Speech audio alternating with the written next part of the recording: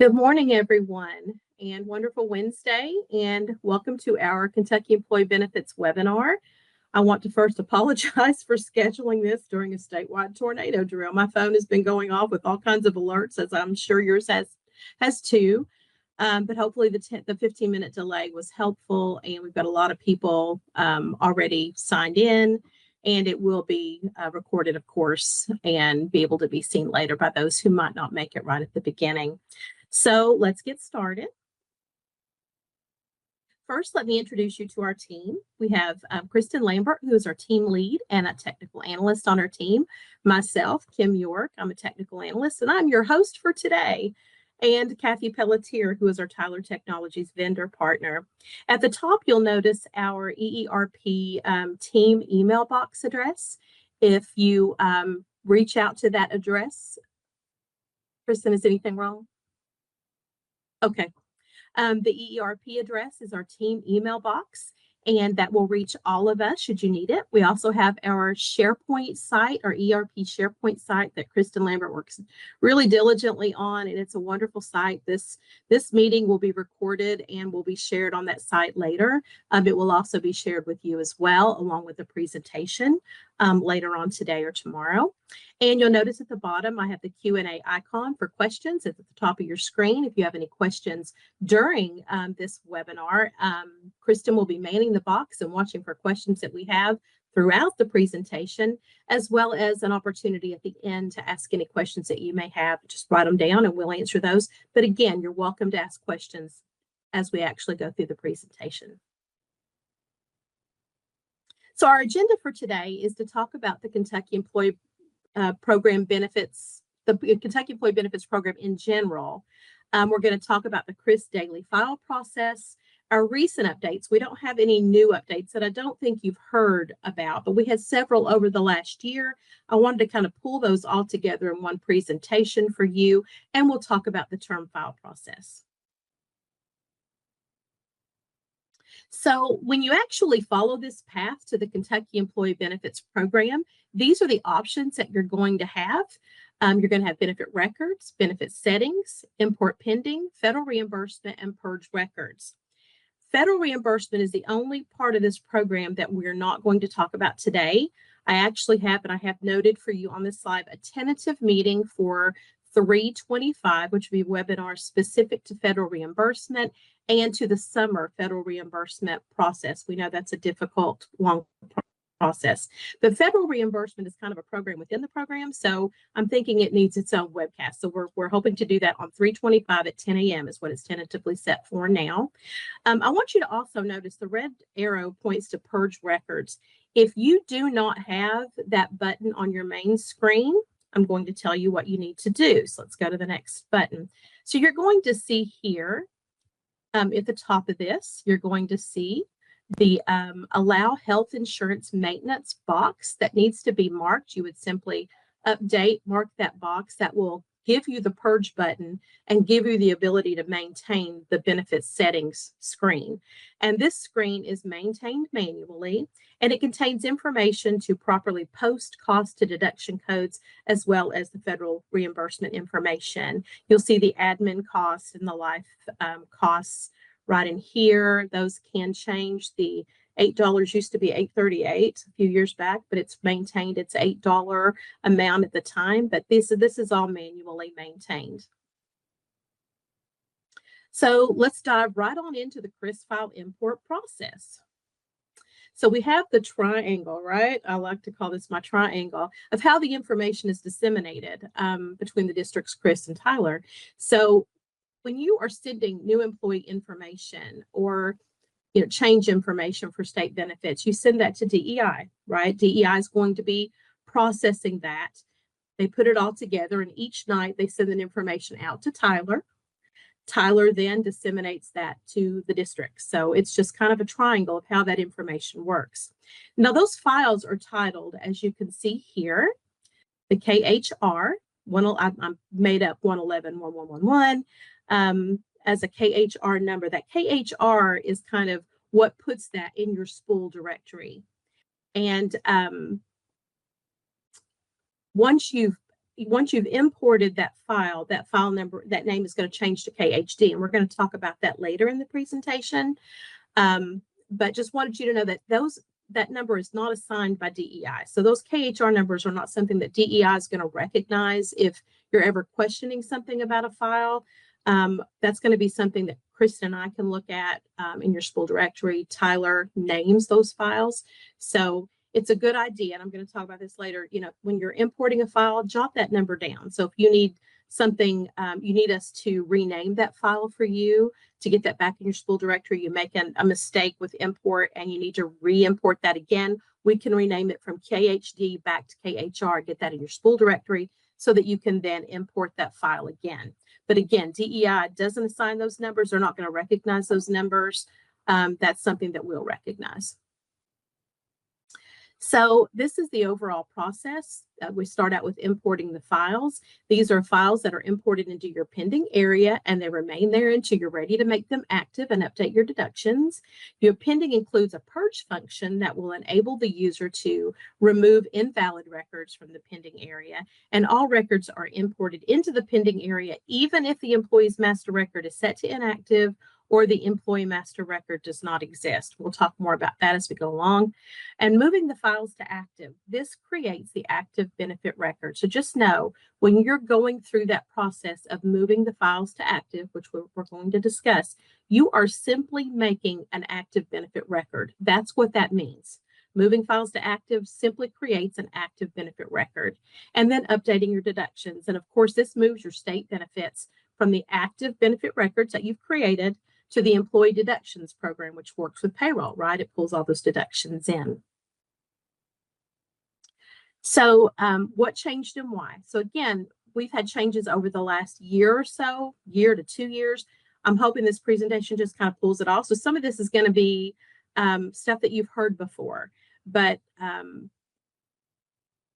it's stuff that you've heard before, but I wanted to pull it all together for you now. So to reduce personally identifiable information, the health insurance files will no longer contain the full Social Security number. The file was updated to contain only the last 4 of the Social Security number. And when importing, those benefits will now use the last 4 of the social and the date of birth from Chris to match an employee in EERP. So we saw this through open enrollment. A lot of the files were coming in and getting 0 employee numbers because this was kind of new. And date of birth, I didn't see any, I'm sure it happened, but I didn't see many where the last 4 of the Social Security number was off, but I did see where the date of birth was either wrong in one or the other. I actually saw one that I thought was kind of humorous because a person was 10 years older in one system than they were in another, but it just wasn't matching date of birth. So it still imported it. You're still going to have the ability to correct those 0 employees, and we're going to talk about that as this is coming up. And but yeah, what I saw mostly was date of births that weren't matching up because that was a newer function. So when EERP can't find a matching employee, the record imports with an employee number of 0. If the date of birth and last 4 of the social matches more than 1 employee, you'll receive an error message. That should be absolutely extremely rare. And then the termination file will no longer contain SSN. It now reports to the printer. That's probably the oldest of these recent changes. But again, I just wanted to pull this all together. So the daily file imports. Each import record contains only the new or changed benefit information. And this is simply your pathway to the Kentucky Employee Benefits Program.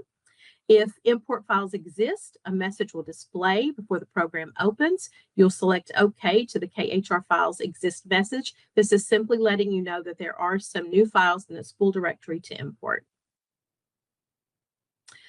So you'll, after selecting import pending from the main menu, it's one of those options when you go to the program, you'll select import now to the import files exist process message that you see the screenshot of there if you're ready to import the existing files. If not, you want to import later, you just want to go to import pending and see what's out there and not import your new files, you would choose import later. So importing a file, the second section, the files available for importing will be shown on the next screen. This is simply your files that you have, what the screen will look like when you go to actually import any existing files that are out there. You'll select Load File and choose Yes to verify import file message. So you'll select Open to view the report in Excel. Review the report that is generated during the output to determine if the file contains information for your employees.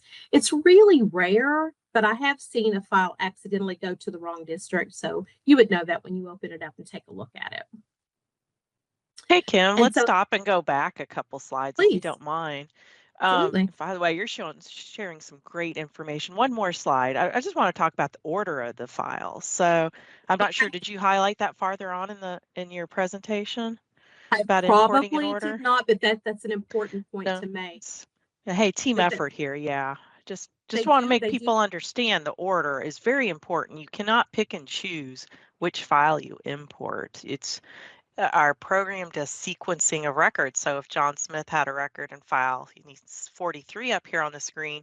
He may also have a record in file 46. And when you import the records in order, it knows that file 46 is the most recent. But if you import them backwards, it's going to have a problem. So don't just look at you always look at the file number at the end, the .434445, and just make sure you import those in order. And that's all I wanted to share.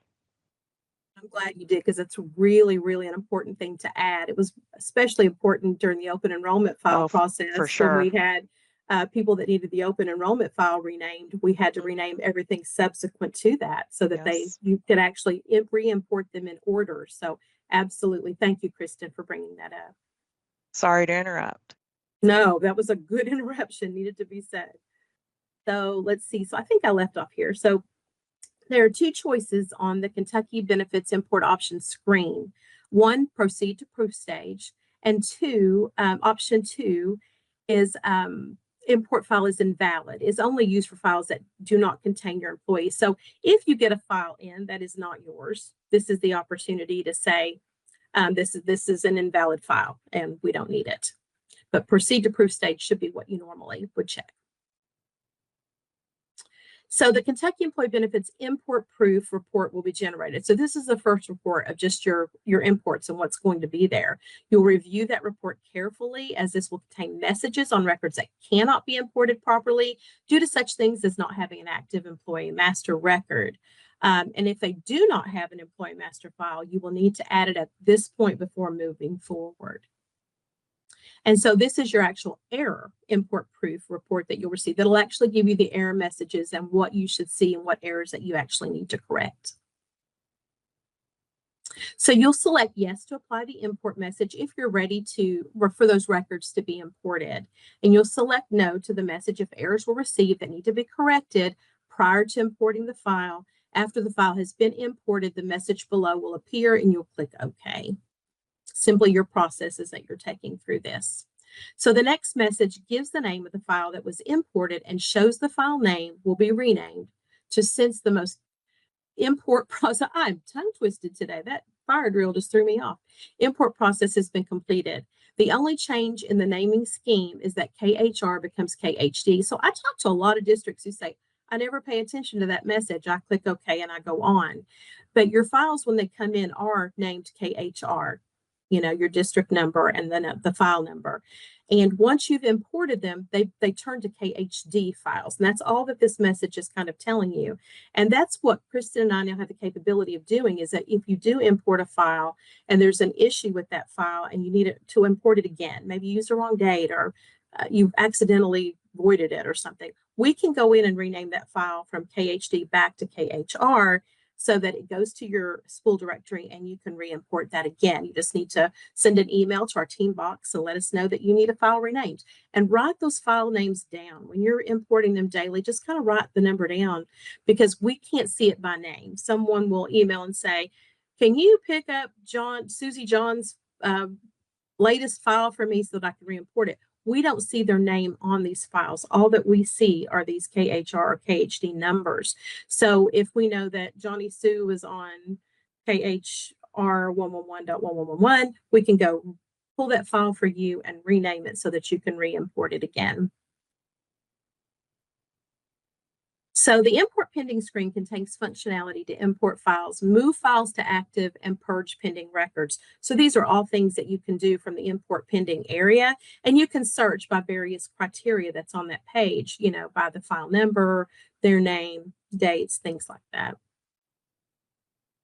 So purging the pending records. Records can be purged from the pending area. A valid reason may include a record that exists for a former employee and the record is not needed.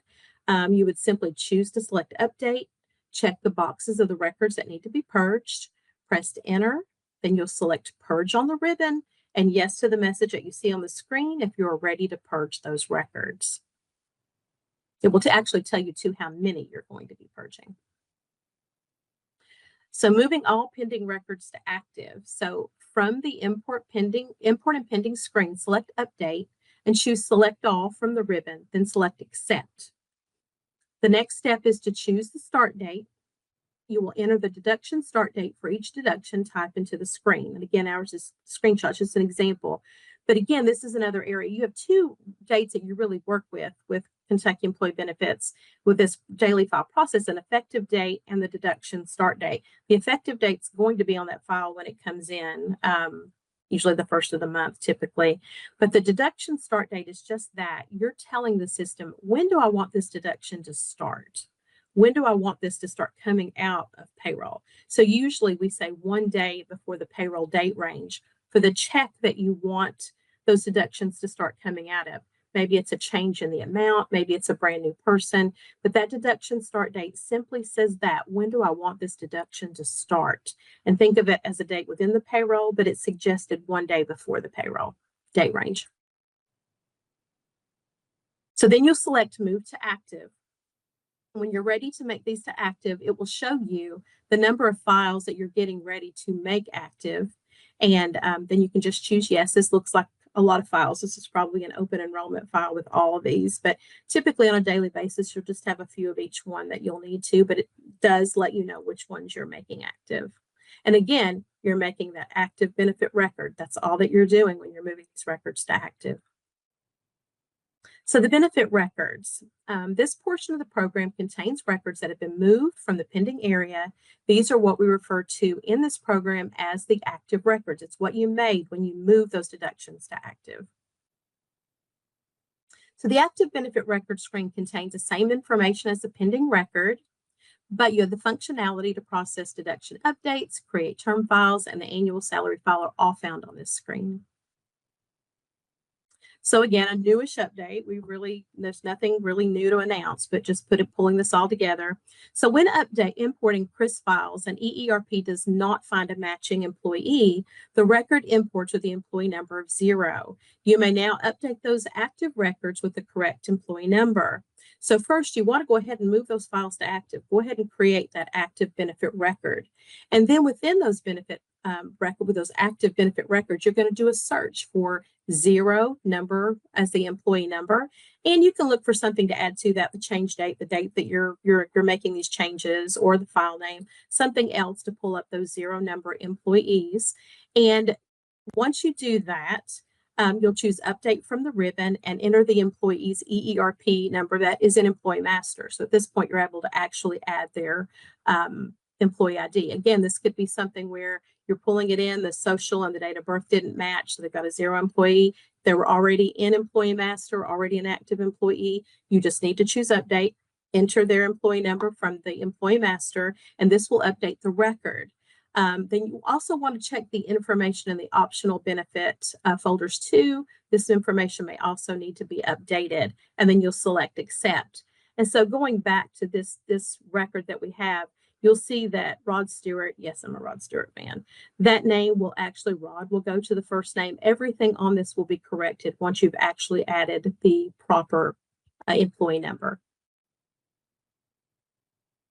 So next is to update deductions, you've got to do a current find. You'll select current find, and this will produce the most recent record for each employee in the benefit records program based on effective date and sequence number. So these are the things that are important, things that Kristen was bringing up earlier, bringing those files in and keeping these records and their effective dates and their sequence current. You'll perform a current find or find the record that needs to be processed. Sometimes you have one person. Instead of doing a current find, you'll just look for that one person to do the update deductions. But typically, doing a current find is really beneficial because if you missed one at some point, not updating deductions for someone, this may pick that up for you so that you're posting the deductions for everybody that may need to have their deductions posted in benefit records. So you'll click Update Deductions from the Benefit Records ribbon. You'll select Define. You'll enter a minimum deduction start date. We talked about that. Only benefit records with the deduction start date as of that date or later will be processed during the update deduction process. And this is a date that you can take back a little bit further if you want to. It won't look for anybody prior to the date that you put in there, but it'll look for anybody where the deductions have not been updated or posted, and post those for you as well. So any unposted records with a deduction date that falls before this date will be ignored. So you have two options to choose from when updating deductions. You'll select Define, then choose an option. So delete employee deduction. This is the one that KDE recommends. This is the most common used by districts. So when you select delete employee deduction, no prior deduction end date is entered. This option will delete the existing employee deductions and replace with the new amount. So that's what we want to see. The next option is inactivate employee deductions and populate an end date. This option will keep the existing employee deduction records and establish an end date based on the date entered into the prior deduction end date field. So KDE does not recommend using this option. You'll select Accept and then output Post after the define has been completed. So a report will be generated during this process. You'll select an output option and review the Kentucky Employee Benefits Deduction Update Report. You'll select Yes to update employee deduction records, message when you are ready to post the records. And that's the message that you will see. So if you have a problem in posting and EERP displays an error message, we really ask that you take a screenshot before exiting. This can prove really beneficial. It may be something that we have to alert Tyler to. It may be something really, deeply technical that we have to pull Tyler into. So do a snipping or a screenshot or something of that error so that we know what's going on and why you're receiving that error. So now we're going to talk about the term file process in EERP.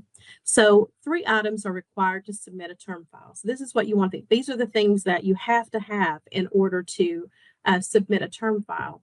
So an employee term date on Employee Master. We're going to talk about these a little more in depth too. An EE term date, a valid term action code. The health insurance term date is, if there's one that's on the left side of the benefit record, we're going to talk about that. It's informational for EERP MUNIS processing and not used by DEI. And then there's some valid action codes we're going to talk about. 0008, which is your typical, a person leaves the district term employee. 0008 is your typical term action code. 0051, all plans in on 7/31. So these are your summer pays, those June pays that you make in the summertime, but their insurance is extended on to July or extended on until August. And we're really going to get deep dived into that with the federal reimbursement webinar that's coming up later this month. But 0051 means all plans. They usually leave 6/30 of the year. That's usually typical, but their insurance is going to go on to July 31st. 0053, if they leave June 30th, but their insurance is going to go on to August 31st, those are the term codes that you need to use. And you need a valid term code for it to process correctly. So there are a few exceptions to using EERP for term files. Some of these include leave without pay and death of an employee. Unfortunately, in these cases, you need to reach directly out to DEI for instruction. So do not process any employees who have passed away or any employees who are on leave without pay through the EERP system. You need to do that directly with DEI. So we talked about the term date from Employee Master. So you're going to see that there's a term date here. Let me get a little pointer. Term date that's here. This term date will not prompt into this field unless you have a term date in the Employee Master. And Let me apologize. I'm looking at the employee master screen. This is the next. This is your employee master. So under the dates field on employee master, you need to have a terminated date in there for it to pull to the benefit record. So let's move to the next record. So now you'll see that term date is prompted on the benefit record, but it only pulls into that field if you have a term date in the employee master. That's something to remember. You can't manually manipulate anything with this term date. That pulls from employee master directly. And then this is the health insurance term date that I was talking about. This is the one that you manually enter. Some people want to be sure that they like this term date.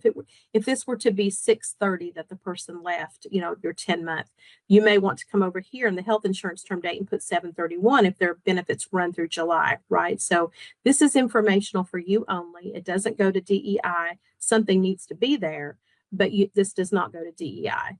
But this is your term reported box that when it's marked, you have reported your term. That's your insurance that when you've processed your term file, if that box is marked, it's gone to DEI, because you can, again, this is another area that you cannot manually manipulate. That only happens once you've correctly processed your term with DEI. And then this is your action codes that we were talking about. This is where you need a proper action code. If I have a term that hasn't processed well, a district will say, I did this term and it's not, term reported box is not marking. And usually it's because they don't have the valid term file code there. So 0008, again, is your typical. 0051 means insurance is going to run through July if they've left in June. 0053, their insurance goes through August if they left in June. And we'll talk much more in depth with that in the federal reimbursement webinar. So this is what we were talking about with the 10-month contract terminations, that you just simply need to put the right action code for when their insurance ends. If they leave on June 30th and their insurance ends on June 30th, then it's an 0008. It's your typical action code. If they leave in June and their insurance goes through July, you want that to be the 0051 and 0053 for August. So this is kind of telling you how the term gen process thinks, like how it works, what it needs. You select define and enter an effective date. This date is the effective date that is found on the benefit enrollment record. So you need that. Typically, this would be January 1st. So a lot of people just go back to when the open enrollment file was brought in, it's January 1, and that's perfectly fine for the term gen process.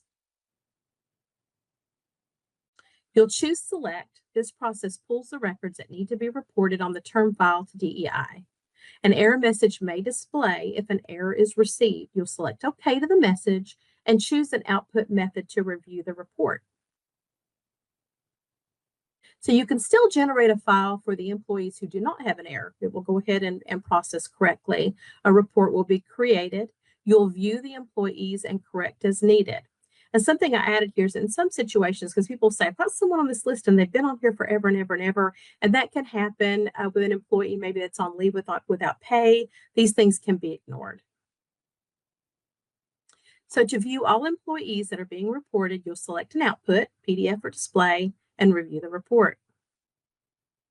Then you will select create the file.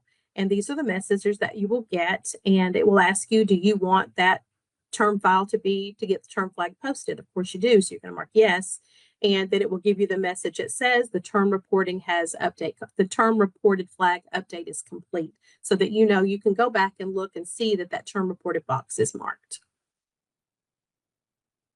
So the terminated employee master. So choosing to move an employee to the terminated employee master entails several things, but you don't want to complete that until after the W-2s have been processed.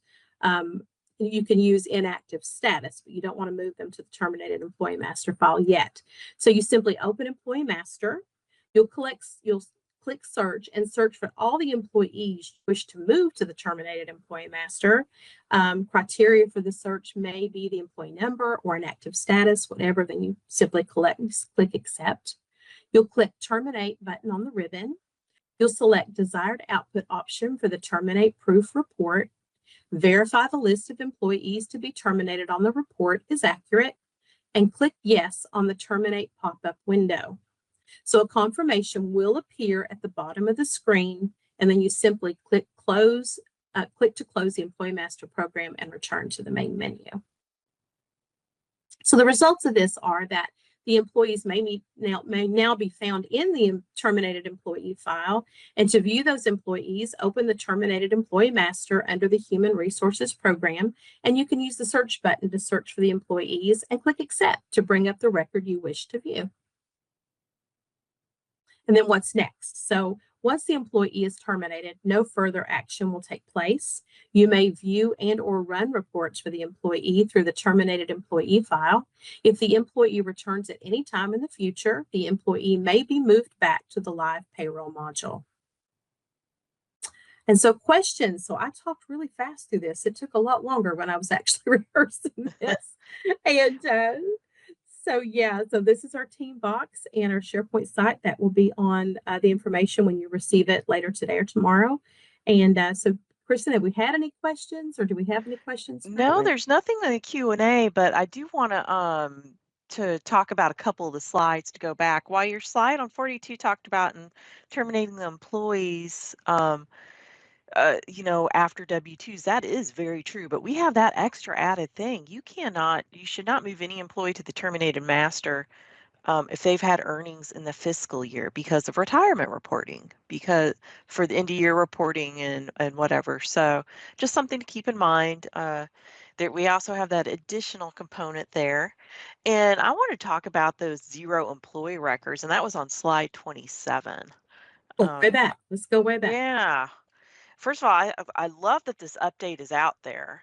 Just want to remind people you have to move those records to active. You cannot do that in the pending area. So when you have those pending records, you think you can update that employee number from 0 to something else. It just does not work, and it doesn't work very well at all. So please make sure you do those in the active records, but it's just not that health record. You want to note any other records that employee has, like vision, dental, dependent, life, anything like that. And you have to click on those folders, select search, and use those same criteria. Search for like an employee number 0. You can also maybe put a date in there, and you'll see all those records out there for an employee with 0. And of course, you see the name on there. You can maybe see Rod Stewart, and you still have to update those individual records to the correct employee number. So if for some reason they don't match when you import them in Munis, you can still assign the employee numbers, but you need to do it for each individual record, just not for the health record, any other underlying health insurance options they've elected. So that was my 2 cents. That was a win-win, because before this change, and this change didn't actually work the way we had originally intended. We were going to be able to kind of twerk those in the pending records, but now you do have to move them to active and make those corrections from the active records. But it's better than having to, before this, you had to manually put all that information in because you weren't going to get another file. So I think it's been a positive change there. We're always thinking about your time and efficiency. That's top of our list, to make sure that things are efficient and work well for you. So that was a win-win for Kristen and I to be able to get that out there for you all. So we do have some questions in the Q&A that came in. I did not know that we weren't supposed to use the term gen for employees who passed away. What issues would that cause? Honestly, don't know. You're just not supposed to do it. That's a question for DEI, because I'm assuming that because they passed away, they probably have life insurance. Is tied to that? Isn't there a life insurance payout? So, we're familiar with this program, but we're not entirely familiar with the benefits, the training that you've gone through as a benefit coordinator, possibly. So I think that's probably tied to life insurance, because they want to make sure that person gets, and their family beneficiaries get paid. So it's a directive from DEI, and at some point, you're going to be terminating them, to a point in Munis, in EERP, to get them inactive. But the actual term process, the directive from DEI, is that you do it directly with them. So there's a question here. It's really more health insurance related. About what about terming an employee that has a waiver? The dates in Munis can only be listed as the 15th or end of the month. How do we handle if the employee should be termed on another day during the month since it's supposed to end the day they term? Um, I'm assuming that's handled on the DEI side. Our understanding is that it's always the 15th or the end of the month is the way health insurance works. But they do receive the date from the employee master, that terminated date. So if that employee has a term date of, say, you know, April 10th, DEI will receive in that terminated file a term date of April 10th. So they will know that. I Hopefully that added that answers. you could, that the terminated date should be the very last day that they're in the office, whatever that is. If it is the 10th, as Kristen mentioned, that's the date you would put in their employee master as their term date, the last day that they're in the office. So again, another question relating to the term dates. On the employee master screen when entering the term date, is that supposed to match inactive date or the date the insurance is terminating? And that's really just your termination date. Termination date is the termination date. I don't have a clear definition of that. But that is what's reported to DEI, is what is truly what day are they termed. And we do have those summer terms. I don't know if Kim, if you want to go back, if you can find those slides to talk about the codes used for the summer terms. I'm not sure where that I was. need to go forward. I need to go to the term process. Yeah, so we have those different codes that are used that DEI knows. I think we went too far ahead. Yeah, me That too. we have code 8, which is just a standard termination anytime throughout the year, and then you have code 51 and 53, and those are used to indicate if an employee is terminated in, say, June, but their insurance carries over until the end of the summer. So, You know that as long as they're getting, this is information that I've received from districts, but you don't make them inactive until they're completely done with payroll. Like you don't want to make an employee inactive and they're still getting paid. You know, you don't want to make them inactive until that payroll has ended. correct. Let's see here. Let's get some more questions. I term employees in Chris and then receive the import file to term through employee benefits. I always wondered if this process is redundant. And in a way, yes, because I know Chris has always encouraged, they like 100% want you to process those terms through Munis, through ERP. They prefer that. They, for some reason, the data just works better for them to receive those files electronically through the Chris system. So I would suggest to stop doing it in Chris and do it in Munis and submit those files that way. I know that there are some districts out there. I've spoken to many of you that say they have always done it this way. This is the way they want to continue doing it. But we've actually, DEI's kind of slapped our hands a little bit and said they need to be doing the terminations through Yeah. ERP. That's where this needs to happen. You shouldn't be terming through Chris and then terming through ERP. I think it stops those files coming back too, right? If you term it, is my understanding, is you won't get that file back from Chris if you term the employee through ERP. And you're doing everything you need to do when you process it through ERP. So it is redundant. You are making two steps out of something that should just be one simple process for you. So, yes. And Michelle Nelson, who is our I know has been out there, I don't want to say a long time because I don't want to age her, has been answering some comments on here. Thank you, Michelle, to the questions. She says the actual term date too, the last day of work. It may be before the termination of their health date. So any other questions out there? We'll sit here for another moment or two before we end. And I do apologize for going through this a little quicker than I had planned. I thought I'm at the term file process and I shouldn't be there for another 10 or 15 minutes. But I think the fire drill kind of threw me off a little bit this morning. But hopefully this will be good information for you to have when we get this actual presentation and the recording out to you to have. And you'll find all this, you know, our SharePoint, I want to push that. The SharePoint site is great. It's going to have these recordings out there. It's going to have any relevant documentation for reports that may be going on currently that maybe we don't put out, but from Tyler and kind of put them there for as a repository for you for those convenient things that you might need. But I really recommend that you bookmark the SharePoint site because a lot of good things out there, a lot of good information. Okay, well, no more questions. I feel like we can go ahead and end this then.